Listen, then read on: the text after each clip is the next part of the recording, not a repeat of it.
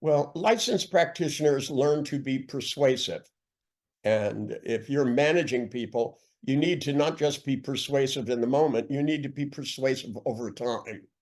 And a lot of that is like post-hypnotic suggestions. And you need to be able to read people to know which people would be good at what tasks, who to hire for what kinds of tasks, all of those kinds of things. We get a large number of business people in practitioner courses, patterns of persuasion courses, uh, uh, all of those kinds of courses, because the things they have to deal with every day are about people. They're, you know, even if you're in the tractor business, it doesn't mean you're not doing people things. You have employees that you have to keep functional. That certainly, when I ran a company, I had some 30 employees, and the joke I used to make is I felt like the babysitter at an orphanage.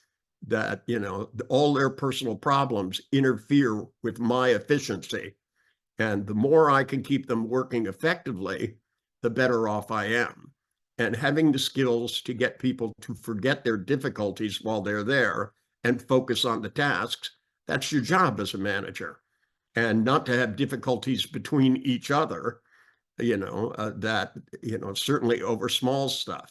And unfortunately, they're doing absolutely the opposite with this focusing on all the woke stuff, because they're getting people to be more triggered rather than less triggered.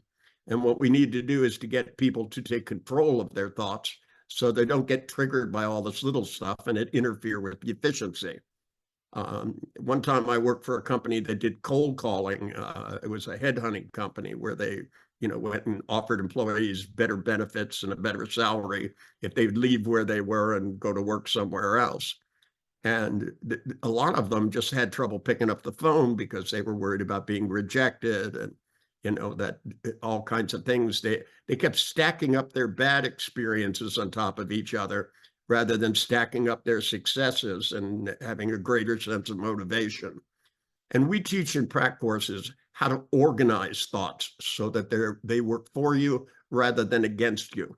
And there isn't a profession on the planet that can't benefit from that.